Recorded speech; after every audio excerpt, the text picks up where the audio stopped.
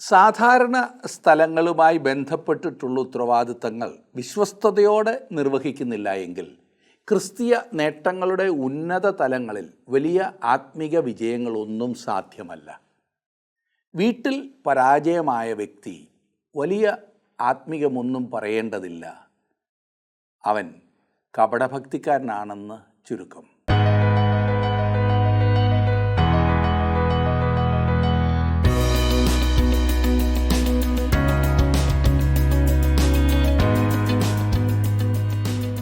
ജീവസന്ദേശത്തിൻ്റെ പ്രേക്ഷകർക്ക് വന്ദനം. ഭവനത്തിലും ദേശത്തും ജോലി ചെയ്യുന്ന സ്ഥലത്തുമൊക്കെയുള്ള ഒരു ക്രിസ്തുവിശ്വാസിയുടെ ജീവിത മാതൃകയുടെ നേർചിത്രങ്ങളായിരുന്നു നമ്മൾ കഴിഞ്ഞ ക്ലാസ്സുകൾ കണ്ടുകൊണ്ടിരുന്നത്. സ്നേഹമാണ് ക്രിസ്തീയ ജീവിതത്തിൻ്റെ അടിസ്ഥാന തത്വം. ശത്രുവിനെ സ്നേഹിക്കുവാനും അവനു വേണ്ടി പ്രാർത്ഥിക്കുവാനുമാണ് ക്രിസ്തു നമ്മെ പഠിപ്പിച്ചത്. അപ്പോൾ പിന്നെ ക്രിസ്തീയ വിശ്വാസികൾക്ക് ശത്രുക്കളില്ലല്ലോ. ശത്രുക്കളില്ലെങ്കിൽ പോരാട്ടവുമില്ല. അങ്ങനെയെങ്കിൽ ഈ പോരാട്ടം എന്ന് പറയുന്നത് ആരോടാണ്? കേൾക്കാം. എഫെസ്യ ലേഖനം 6-ാം അധ്യായം 10 മുതൽ 12 വരെയുള്ള വാക്യങ്ങൾ.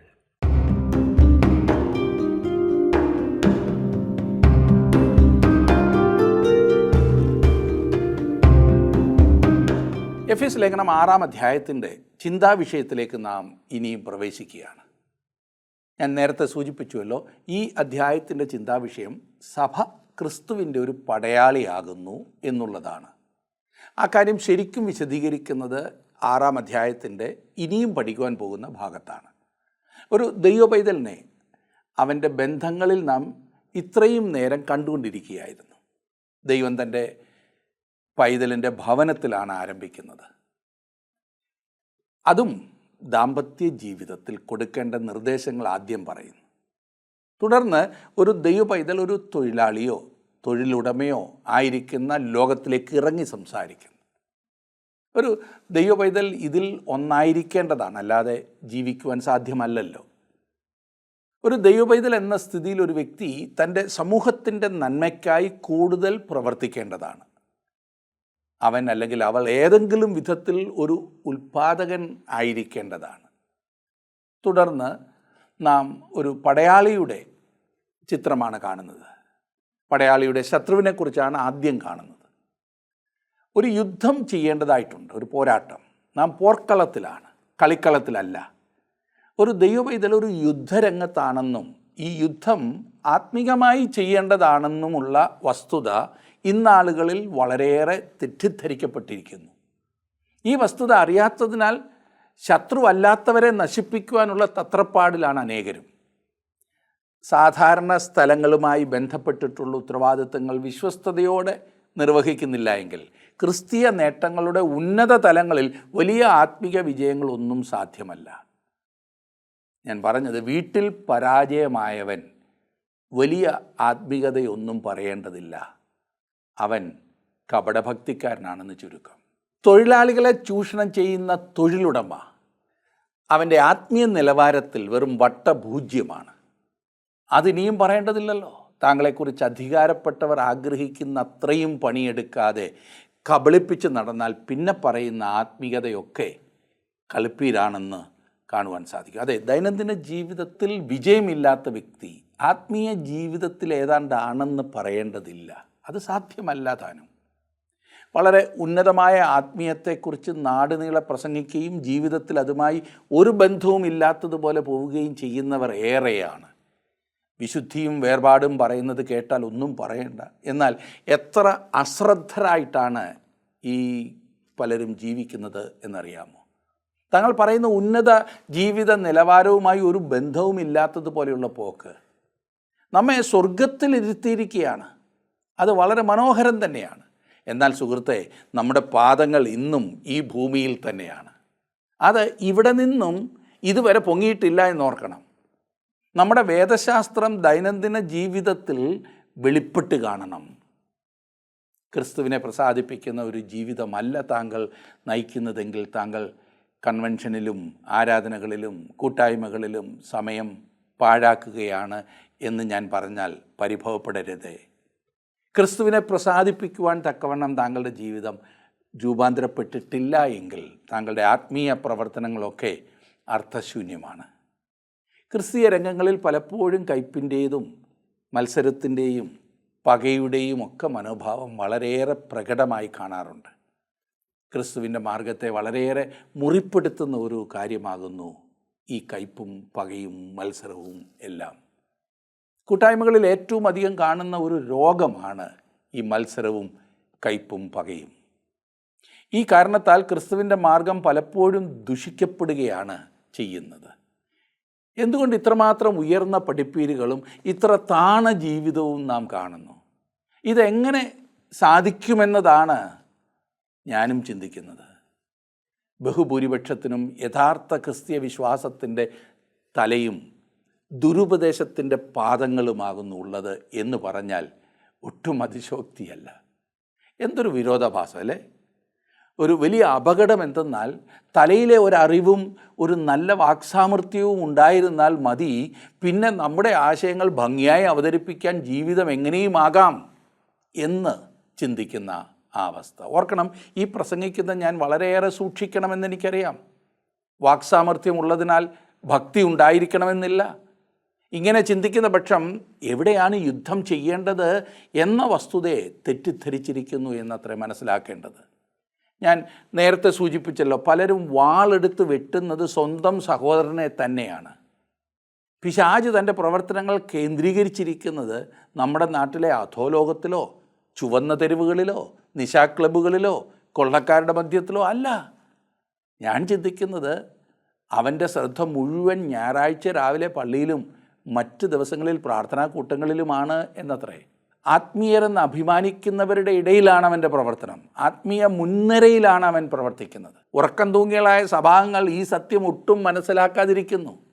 മദ്യഷാപ്പുകളും നിശാ ക്ലബ്ബുകളും മയക്കുമരുന്ന് ശാലകളും ഒക്കെ അടയ്ക്കുവാനും അടപ്പിക്കുവാനും ഒട്ടു വളരെ വിശ്വാസികൾ കവലപ്രസംഗങ്ങൾ നടത്തുമ്പോൾ വാസ്തവത്തിൽ അവർ ഏഷണി പറയുകയും വിമർശിക്കുകയും ചെയ്യുന്ന തങ്ങളുടെ വായെ ആദ്യം അടക്കിയാണ് വേണ്ടത്. പുറത്തുനിന്നുള്ള ശത്രുത്വത്തെക്കാൾ വളരെയേറെ ഇന്ന് സഭയ്ക്കുള്ളിൽ കാണുന്നു. ഇത് പൊതുവായി പരിഹരിക്കേണ്ടതാകുന്നു എന്നതിനേക്കാൾ വ്യക്തികളായി ഓരോരുത്തരും തങ്ങളുടെ ജീവിതത്തെ ക്രമീകരിക്കേണ്ടതാണ്. പലരും പിശാചിനെ തിരയുന്നത് അവൻ ഇല്ലാത്ത ഇടങ്ങളിലാണ്. അവൻ അവിടെ ഇല്ലെന്ന് കാണുമ്പോൾ കയ്യും കെട്ടിയിരുന്ന് ഉറങ്ങുന്നു എന്ന് പറഞ്ഞാൽ നാം ഒട്ടും പ്രതീക്ഷിക്കാത്ത ഇടങ്ങളിലാണ് പിശാച് തൻ്റെ പ്രവർത്തനം കേന്ദ്രീകരിച്ചിരിക്കുന്നത്. അവൻ ശനിയാഴ്ച വൈകിട്ട് പട്ടണത്തിലെ തെരുവുകളിലൂടെ കറങ്ങി നടക്കുകയല്ല. അവൻ ശനിയാഴ്ച സന്ധ്യയ്ക്ക് തന്നെ ഉറങ്ങാൻ പോയി കഴിഞ്ഞു. കാരണം വളരെ വെളുപ്പിനെ തന്നെ എഴുന്നേറ്റ് ഞായറാഴ്ച രാവിലെ പള്ളിയിലെത്തുവാനാണ് അവൻ്റെ പരിപാടി. നമ്മളൊക്കെയാണ് ശനിയാഴ്ച വൈകിട്ട് വളരെ താമസിച്ച് കിടന്ന് ഉറങ്ങിയിട്ട് ഞായറാഴ്ച താമസിച്ച് എഴുന്നേറ്റ് പള്ളിയിൽ പോകാതെ അല്ലെങ്കിൽ പോയാൽ തന്നെ പള്ളിയിൽ പോയിരുന്ന് ഉറങ്ങുന്നത്. ആത്മീയ കൂട്ടായ്മകളിൽ വിശ്വാസികൾ എത്ര അലസരായിട്ടാണ് കാണപ്പെടുന്നത്. ഒരു തയ്യാറെടുപ്പും അവർക്കില്ല. എവിടെ ഒരു വ്യക്തി ദൈവവചനം ശരിയായി വിഭജിച്ച് നൽകുന്നുവോ, ഏതൊരു സഭ ദൈവവചനത്തിനായി നിൽക്കുന്നുവോ, അവിടെയാണ് ഈ ആത്മീയ പോരാട്ടം നടക്കുന്നത്. ഈ വലിയ പോരാട്ടം ദൈവവചനത്തിനെതിരായിട്ടാണ്. അവിടമാകുന്നു പിശാച് നശിപ്പിക്കുവാൻ ആഗ്രഹിക്കുന്നത്. അവിടമാകുന്നു ആത്മീയ പോരാട്ടത്തിൻ്റെ ആ പ്രഭാകേന്ദ്രം. ഞായറാഴ്ച രാവിലെ ആരാധനയ്ക്കായി കൂടുന്ന സ്ഥലമാകാം ചിലപ്പോൾ താങ്കൾക്ക് ആയിരിക്കാവുന്നതിലേക്കും ഏറ്റവും അപകടകരമായ സ്ഥലം.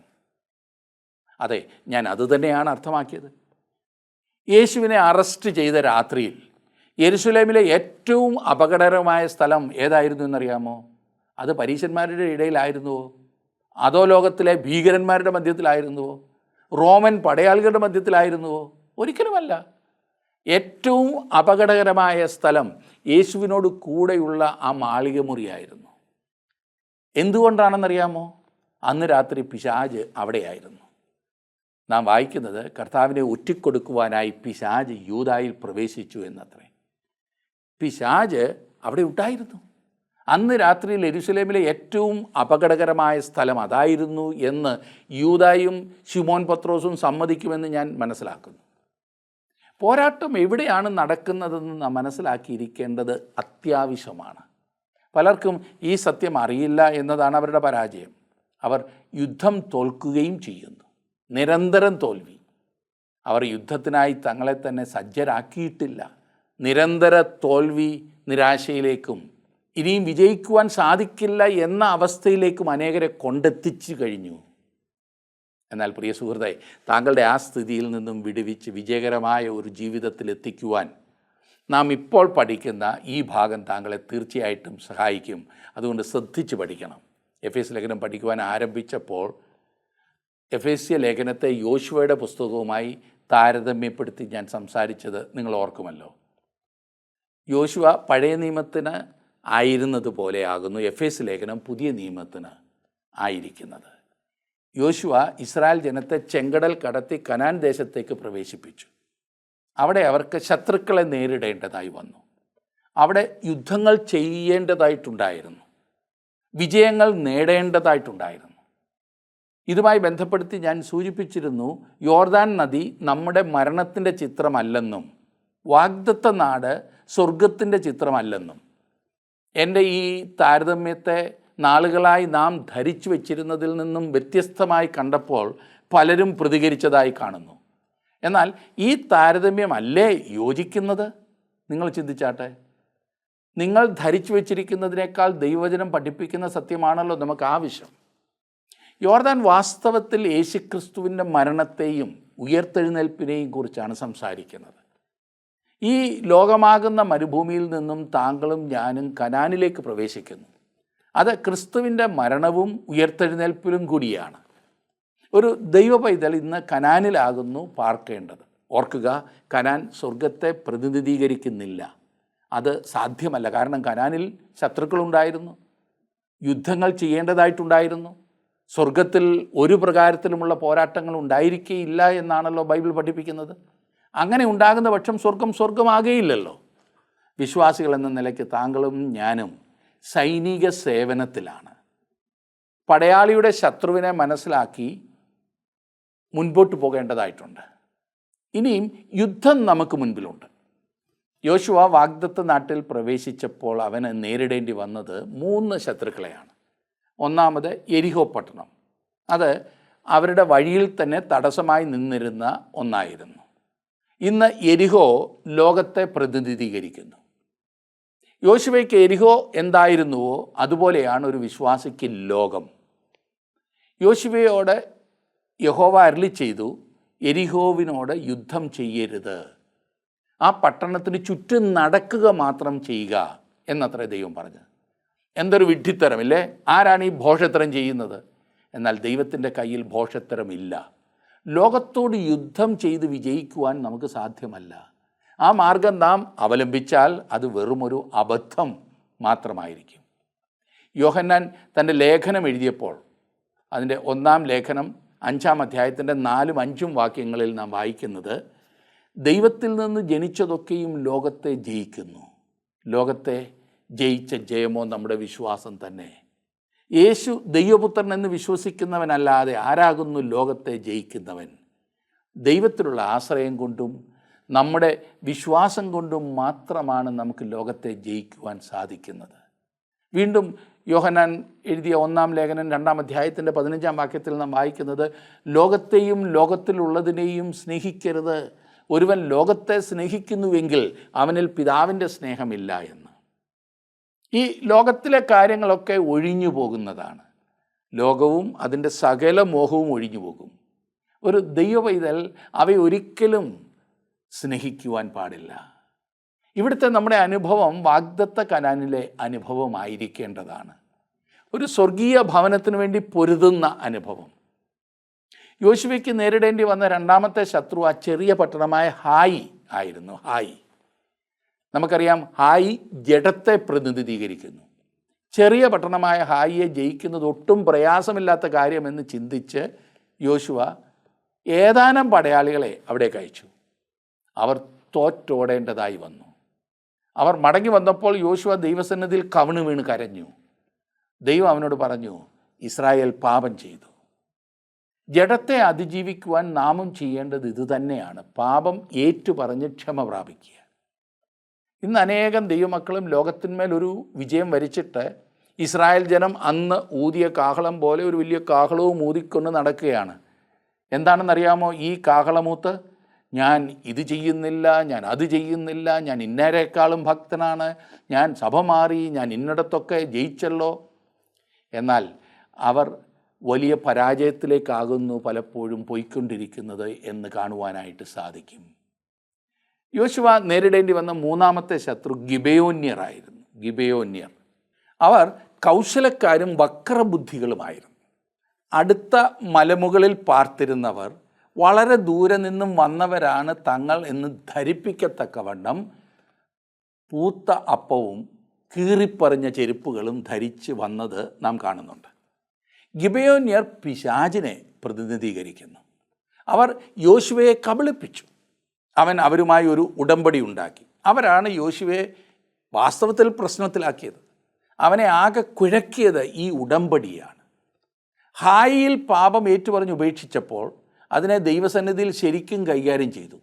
എന്നാൽ ജഡത്തെ അതിജീവിക്കേണ്ട വിധം അങ്ങനെയാണ്.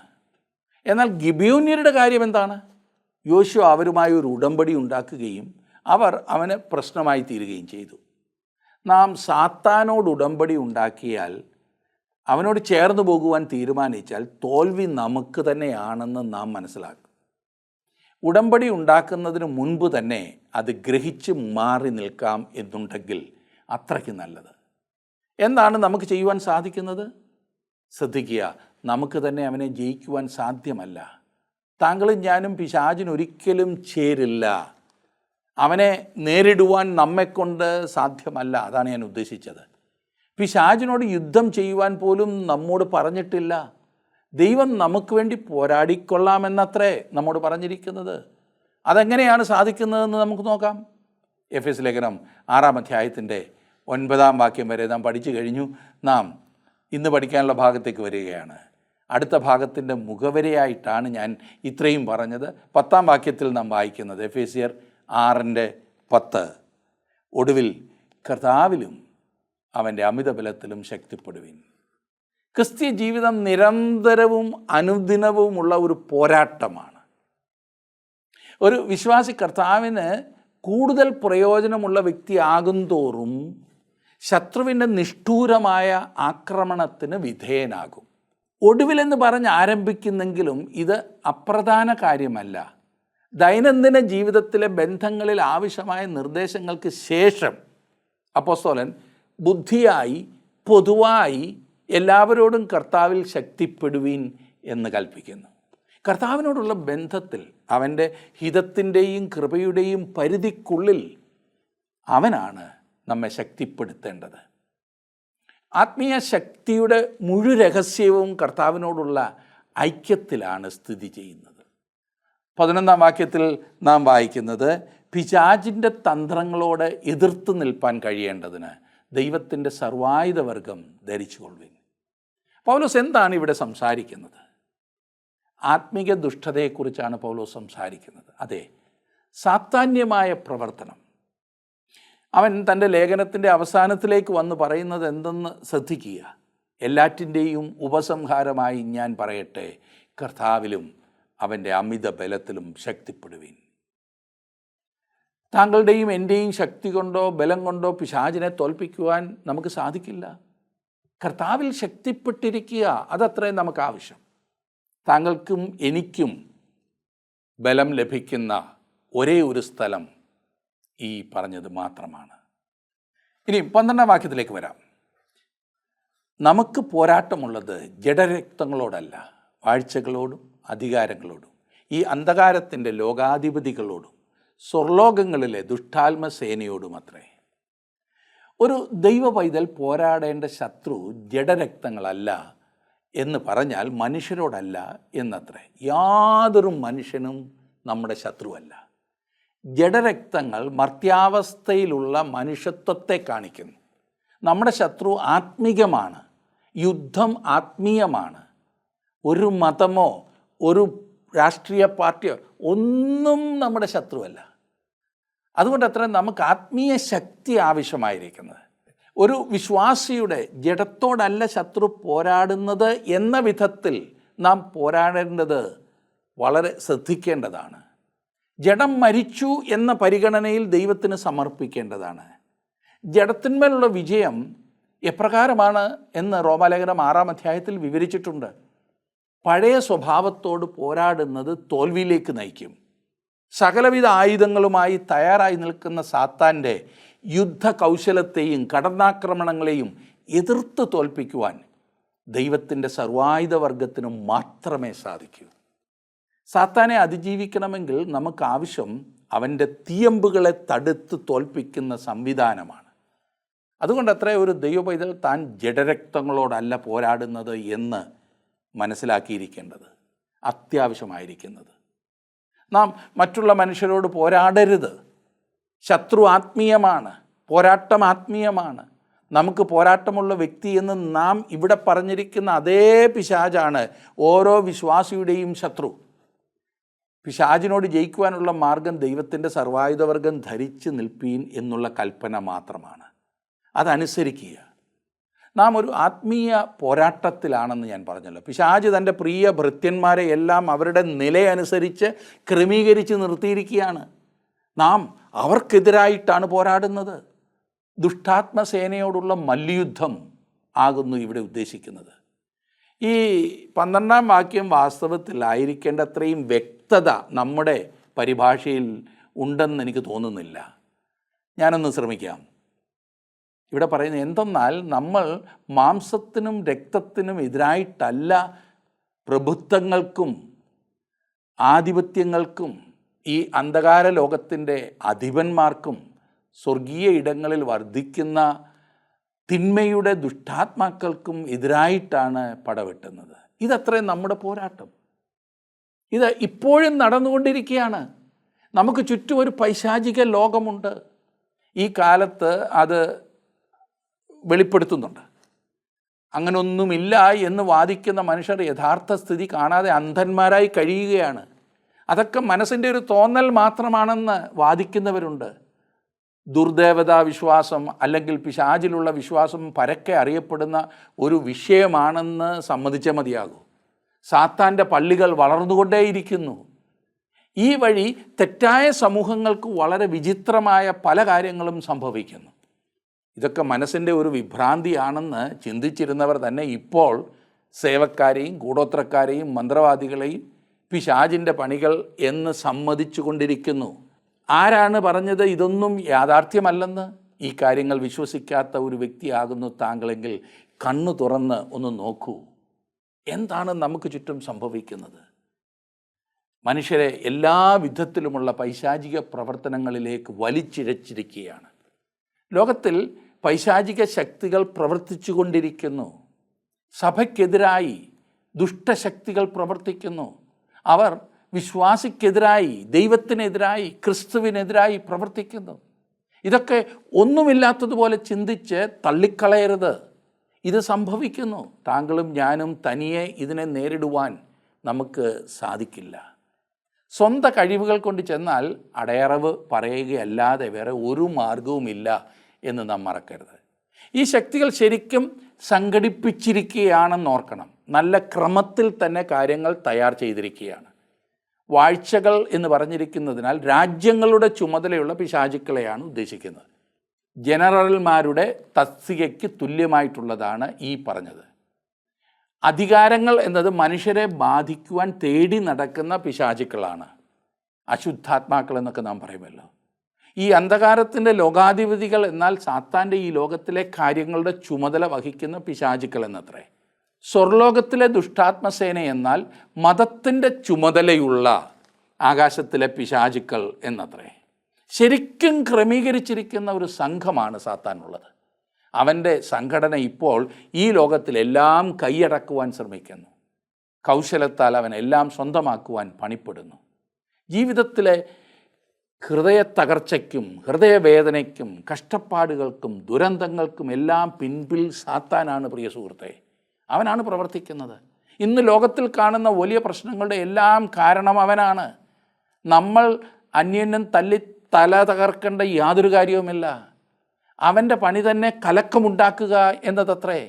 അവൻ ഇത്രയും ചെയ്യുമ്പോൾ പലപ്പോഴും നാം എത്രമാത്രം അലസരായിട്ടാണ്, എത്രമാത്രം ക്രമം വിട്ടാണ് കാര്യങ്ങൾ ചെയ്യുന്നത്. ശ്രദ്ധിക്കുക, നാം എത്ര വലിയ തയ്യാറെടുപ്പോടെ ശ്രദ്ധയോടെ വേണം മുൻപോട്ട് പോകേണ്ടത്. ഒന്നാമതായി, നാം നമ്മുടെ വ്യക്തിപരമായ ജീവിതത്തിൽ അടുക്കും ചിട്ടയും ഉള്ളവരാകണം. ദൈവവചനത്തിനനുസരിച്ച് മുൻപോട്ട് പോകുവാൻ നാം തയ്യാറാകണം. അങ്ങനെ വരുമ്പോൾ നമുക്ക് കൂടുതൽ കാര്യങ്ങൾ ദൈവവചനപ്രകാരം ചെയ്യുവാനായിട്ട് സാധിക്കും. നാം സാധാരണ അവഗണിക്കാറുള്ള ഈ മഹൽ സത്യങ്ങൾ നമുക്ക് ഗൗരവമായി എടുക്കാം. ദൈവം അതിനായി നിങ്ങളെ ശക്തീകരിക്കട്ടെ, സഹായിക്കട്ടെ, അനുഗ്രഹിക്കട്ടെ എന്ന് ഞാൻ പ്രാർത്ഥിക്കുന്നു. ആരാണ് ഒരു ദൈവ പൈതലിൻ്റെ ശത്രു എന്ന് മനസ്സിലായി കാണുമല്ലോ. ദൈവത്തിൻ്റെ ശത്രു തന്നെയാണ് ദൈവ പൈതലിൻ്റെയും ശത്രു. ദൈവത്തിന് മനുഷ്യരോട് ശത്രുതയില്ല എന്നുള്ളത് നാം മനസ്സിലാക്കിയ കാര്യമാണ്. കാരണം നമ്മൾ ശത്രുക്കളായിരിക്കുമ്പോൾ തന്നെയാണ് ദൈവം നമ്മെ സ്നേഹിച്ചത്. ഒരു ദൈവവിശ്വാസിക്ക് നേരിടേണ്ടത് പിശാചിനെയാണ്. മാനുഷിക ശക്തി കൊണ്ട് പിശാചിനോട് നമുക്ക് എതിർത്ത് നിൽക്കുവാൻ കഴിയുകയില്ല. ആയതിനാലാണ് നമ്മുടെ ശത്രുവായ പിശാചിനോട് എതിർക്കുവാൻ കർത്താവിലും അവിടുത്തെ അമിതബലത്തിലും ശക്തിപ്പെടുവീനെന്ന് തിരുവചനം നമ്മെ ഉത്ബോധിപ്പിക്കുന്നത്. പിശാചിൻ്റെ അടിമത്തത്തിലായിരിക്കുന്ന മനുഷ്യരെ പിശാച് ഉപയോഗിക്കാമെങ്കിലും ജഡരക്തങ്ങളോട് നമുക്ക് പോരാട്ടമില്ല. പിശാചിനെ ജയിക്കുവാൻ ഈ അറിവ് അത്യന്താപേക്ഷിതമാണ്. ദൈവാത്മാവിൻ്റെ ശക്തിയിൽ പിശാചിനോട് നമുക്ക് എതിർത്ത് നിൽക്കാം. അവൻ നമ്മെ വിട്ട് ഓടിപ്പോകും. പ്രാർത്ഥനയിലൂറ്റിരിക്കാം. ദൈവം നിങ്ങളെ അനുഗ്രഹിക്കട്ടെ.